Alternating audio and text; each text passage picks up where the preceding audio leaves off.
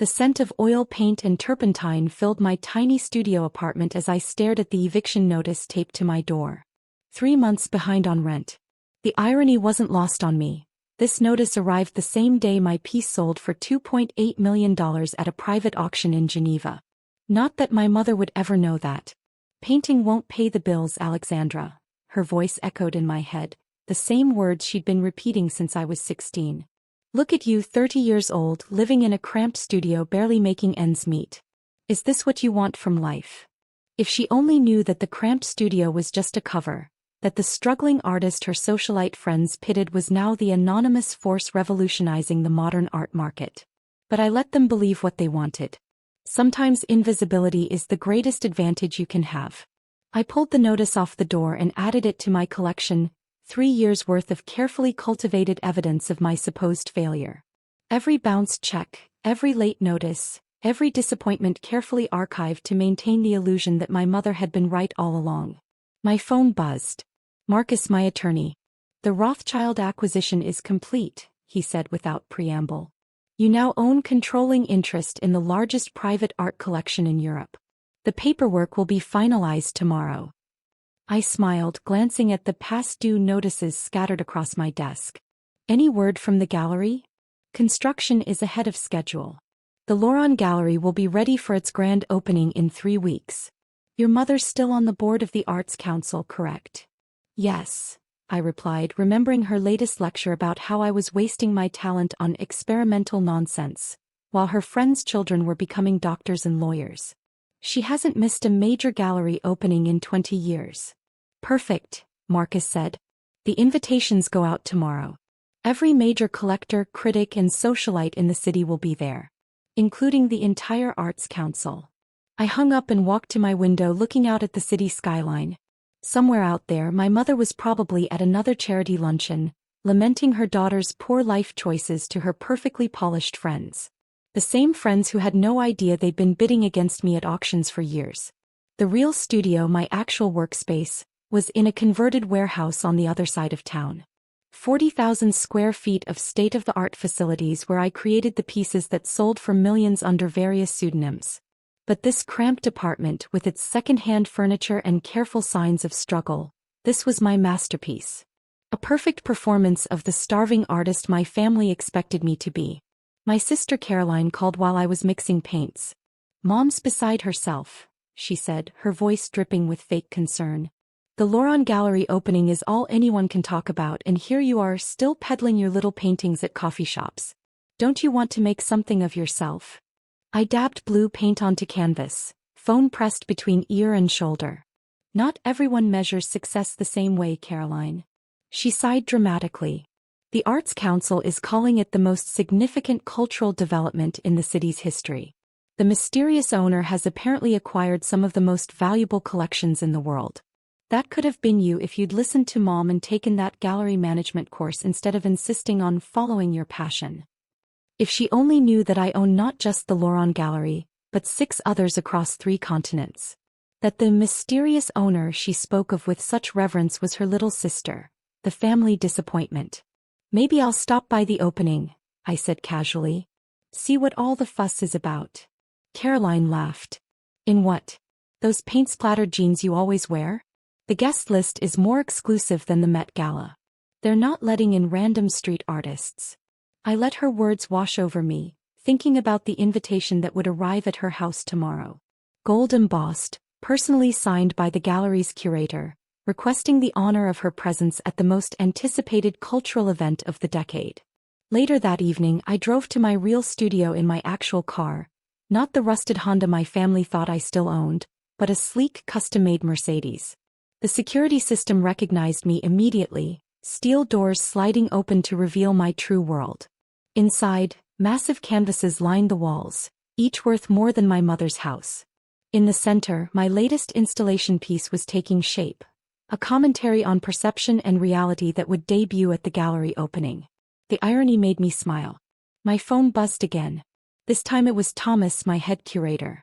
The Times wants an interview with the owner, he said. They're running a feature on the gallery opening. What should I tell them? The usual, I replied. The owner prefers to remain anonymous, letting the art speak for itself. And what about the opening night? You know you'll have to be there. I walked to the window, watching the sunset paint the sky in shades of gold and purple. Oh, I'll be there. Just not as who they expect. The next morning I met with my team to review the final preparations. The gallery was a masterpiece in itself, 9 stories of steel and glass, designed by the world's top architects. Every detail had been carefully considered, from the lighting to the acoustic engineering. Sarah, my PR director, spread out the guest list on the conference table. The Arts Council members are all confirmed, including your mother. She's bringing her usual circle. I nodded, scanning the names. All the people who had dismissed me, doubted me, pitted me over the years. They would all be there, dressed in their finest, eager to curry favor with the mysterious billionaire who had taken the art world by storm. The reveal needs to be perfect, I said. Not just for me, but for every artist who's ever been told their dreams weren't practical enough. Later that day, I visited my mother for our weekly dinner, a tradition she insisted on maintaining to keep me connected to reality. Her reality, of course. The maid let me in, trying not to stare at my deliberately casual clothes. In the dining room, my mother sat at the head of the table, perfectly coiffed as always. Alexandra, she said, disapproval evident in her tone. Couldn't you have dressed properly for dinner? I took my usual seat, the one furthest from her. Sorry, Mom. Been painting all day. She pressed her lips together. Yes, well.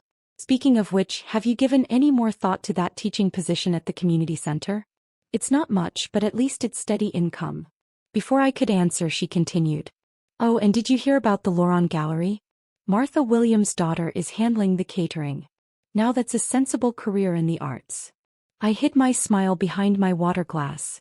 Martha Williams' daughter had indeed gotten the catering contract from me, though she didn't know it. The opening's in 3 weeks, my mother continued. The whole city's talking about it. The owner is supposedly some European billionaire with impeccable taste. That's what happens when you approach art as a business, not just throwing paint at canvas and hoping something sticks. I thought about the contracts in my office safe, the acquisition papers for her favorite galleries in Paris and London, the international art funds I controlled through a network of holding companies. Maybe things will work out for me too, Mom, I said quietly. You never know. She patted my hand condescendingly. Of course, dear. Now about that teaching position. As I drove home that night, I thought about the upcoming opening. About the moment when everything would change. Not just for me, but for every parent who ever told their child that art wouldn't pay the bills. The invitations went out the next morning. I imagined my mother's face when she opened the heavy cream envelope, saw her name embossed in gold leaf. The same envelope was being delivered to every member of her precious Arts Council, every socialite who had ever whispered about poor Alexandra, still struggling with her art while her peers climbed corporate ladders. Little did they know I owned the ladders. The weeks leading up to the gallery opening felt like watching dominoes being meticulously arranged, each piece placed perfectly for the moment they would all fall. My mother's reaction to the invitation was exactly as I'd predicted. Alexandra, she burst through my studio door without knocking, waving the cream envelope like a victory flag. You'll never believe it. The Laurent Gallery, we've all been invited. The entire Arts Council. I looked up from my canvas, carefully maintaining my practiced expression of mild interest. That's nice, Mom. Nice? It's extraordinary. Do you know how exclusive this opening is? The mysterious owner has apparently spent billions acquiring some of the most significant private collections in modern art. Everyone who's anyone will be there. I wiped paint from my hands with a cloth that had seen better days. Sounds fancy. She surveyed my cramped studio with poorly concealed disappointment. You know, if you'd stayed with traditional techniques instead of this experimental phase, you might have caught the attention of someone important. The Lawrence curator is known for discovering new talent. I bit back a smile, thinking of Thomas, my curator, who was at that moment hanging my latest piece in the gallery's central hall, under one of my pseudonyms, of course. Actually, my mother continued, smoothing her Chanel suit, I've been thinking, why don't you come to the opening? As my guest. It might be inspirational for you. I raised an eyebrow.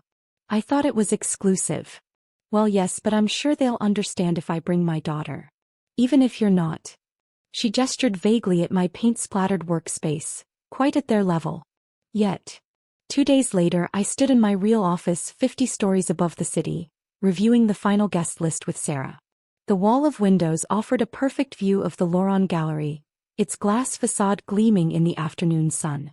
Your mother's already called 3 times to confirm her +1, Sarah said, amusement dancing in her eyes. She's quite insistent about having her struggling artist daughter attend. I smiled, remembering the conversation from my studio. Let's make sure she gets what she wants. And the seating arrangement? I pointed to the floor plan spread across my desk. Put her at table 1 right in front. I want her to have the perfect view when everything unfolds. My phone buzzed, Caroline calling again. I put it on speaker as I reviewed the opening night schedule. Mom says you're coming to the Laurent opening, she said without preamble. Please tell me you're not wearing those awful paint-stained jeans. I'll dress appropriately, Caroline. You better. This isn't one of your coffee shop art shows. These are serious collectors, real players in the art world. I glanced at the latest acquisition report on my desk. $127 million for a private collection in Dubai, signed off that morning. I understand the difference. Do you? She sighed. Just try not to embarrass Mom. She's worked so hard to build her reputation on the Arts Council. The last thing she needs is her daughter showing up looking like a street artist. Sarah rolled her eyes as she gathered her papers. Everyone on my team knew the truth, had watched me build my empire from the ground up. They found my family's attitude alternately amusing and infuriating. That evening, I visited my secret vault beneath the gallery. Row upon row of the world's most valuable modern art pieces, each carefully authenticated and catalogued. This was where I kept my real collection, the one that would be revealed on opening night. Thomas joined me, clipboard in hand. The main hall is ready. We've hung the piece you created last month as the centerpiece, the one about hidden truths and public perceptions. Perfect timing, I murmured, running my fingers along the edge of a frame. Your mother's going to have quite a shock. I turned to face him. It's not about shocking her, Thomas. It's about showing her, showing all of them, that success doesn't always look the way they expect it to. The next week passed in a blur of final preparations. My mother called daily, alternating between excitement about the opening and concern about my appearance there. I've heard the owner might actually attend, she gushed during one call. Nobody knows who they are, isn't it thrilling? Martha thinks it might be some European aristocrat. I was actually in the gallery when she called, supervising the hanging of the last few pieces. Maybe it's someone closer to home, I suggested. She laughed. Oh, darling, no one in our circles has that kind of money or influence. This person has transformed the entire modern art market in just a few years. 3 days before the opening, I received another call, this time from my father. He'd left when I was 12, starting a new family and barely maintaining contact. Now he was suddenly interested in reconnecting. I heard about the Laurent opening, he said, his voice overly casual. Your mother mentioned you'll be there. As her guest, yes. Well, I was thinking of attending myself.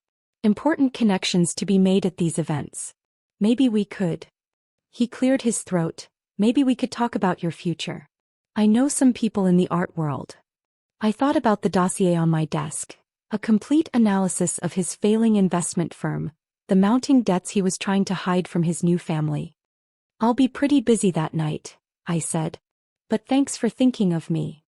The day before the opening, I visited my cramped studio one last time. This small space had served its purpose well, maintaining the illusion my family needed to believe. I'd already arranged for all my actual work to be moved to my real studio, leaving behind only the deliberately mediocre pieces they expected from me. As I was locking up, my mother appeared again, carrying a garment bag. I brought you something to wear tomorrow night, she said, hanging the bag on my door. It's last season's Oscar de la Renta, but it should do. We can't have you showing up in your usual attire. I unzipped the bag, revealing a conservative black dress. Thanks, Mom, but I've already got something picked out. She pressed her lips together. Alexandra, please. This is important. The Laurent Gallery opening isn't just another night. This is a chance to see how successful people operate in the art world. Maybe it will finally help you understand why I've pushed you so hard all these years. I looked at her, really looked at her, wondering if she'd ever understand that I had succeeded not despite ignoring her advice, but because of it. Trust me, Mom, I said softly. Tomorrow night will be educational for everyone. That evening I went to my real penthouse. Not the studio apartment my family thought I lived in, but the two-story residence atop one of the city's most exclusive buildings. My dress for the opening hung in my closet, custom-made by a designer who knew exactly who I was.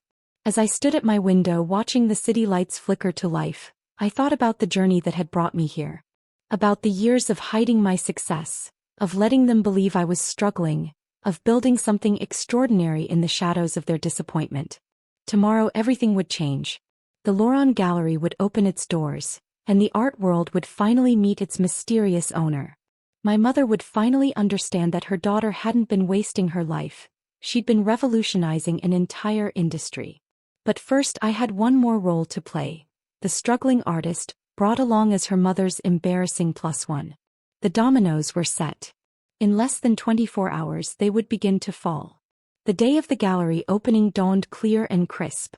I woke in my penthouse at 5 a.m., hours before my mother would expect her struggling artist daughter to surface. The wall of windows in my bedroom offered a perfect view of the Laurent Gallery, its steel and glass facade already gleaming in the early morning light. My phone buzzed with messages from the team. Everything was in place. The catering staff had arrived, the security details were positioned, and the guest list had been finalized. In a few hours, the city's elite would gather to witness what they thought was just another gallery opening. They had no idea they were about to attend the most dramatic reveal in the art world's recent history. At precisely 10 a.m. my mother called. "Alexandra, please tell me you're awake and preparing.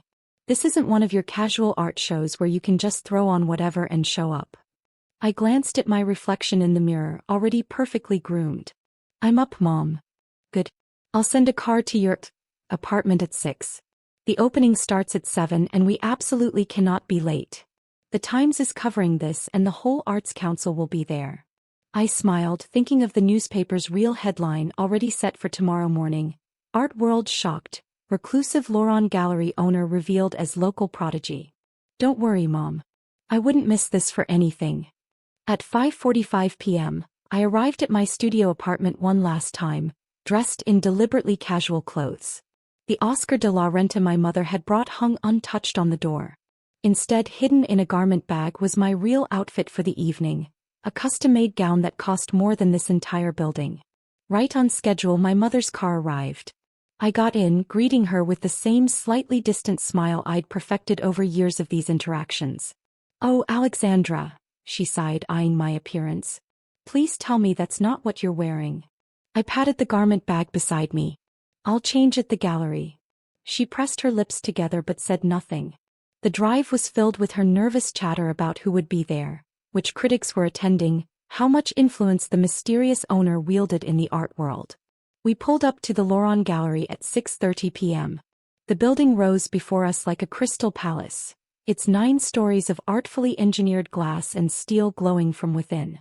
A red carpet led to the entrance where photographers were already gathering. "Remember," my mother whispered as we stepped out, "try to be discreet. These people are very important in the art world."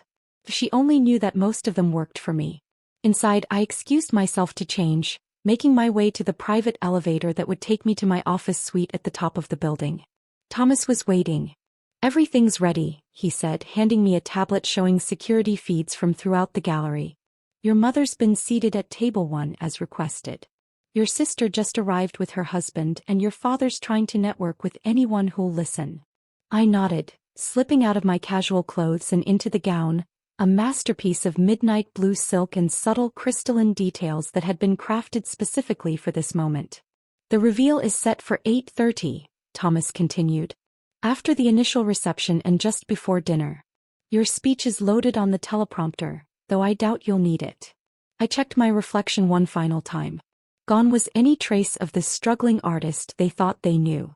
In her place stood someone else entirely, the woman who had quietly transformed the modern art world.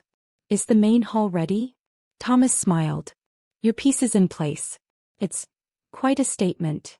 At 7:30 I watched from above as the gallery filled with guests. My mother held court at her table, clearly relishing her position of perceived importance. Caroline worked the room, dropping names and trying to connect with influential figures who, unknowingly, all reported to me.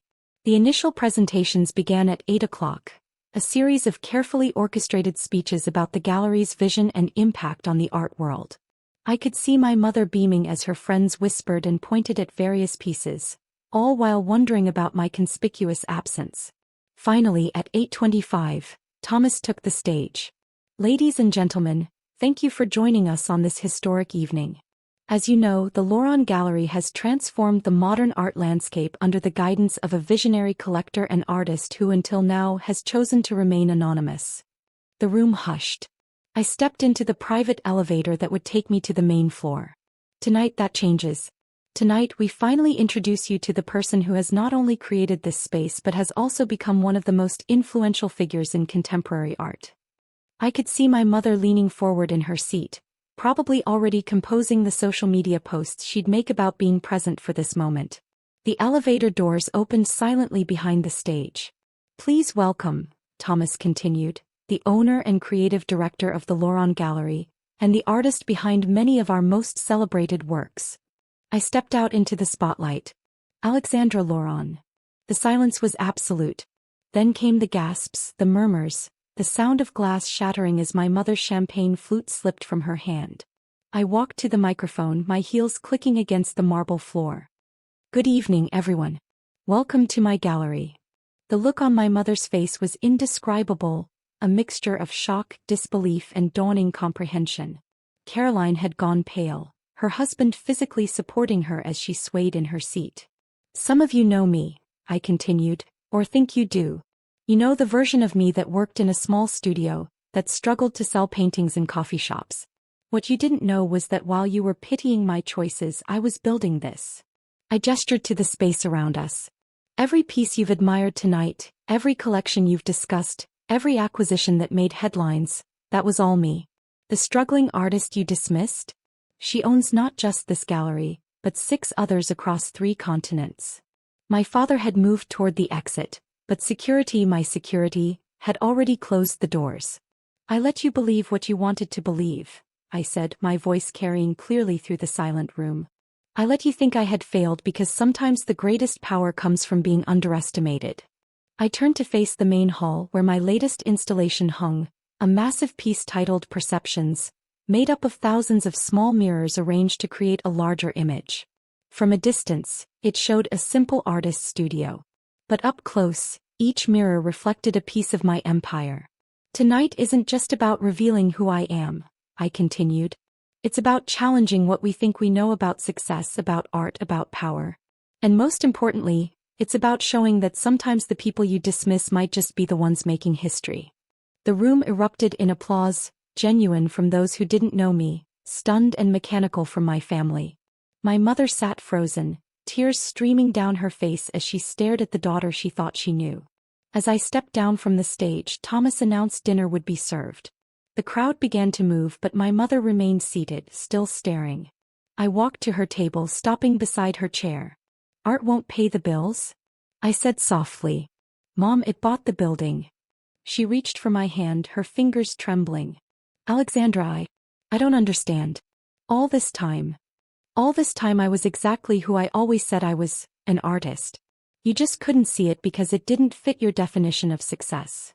The rest of the evening passed in a blur of congratulations, interviews, and watching my family try to process their new reality.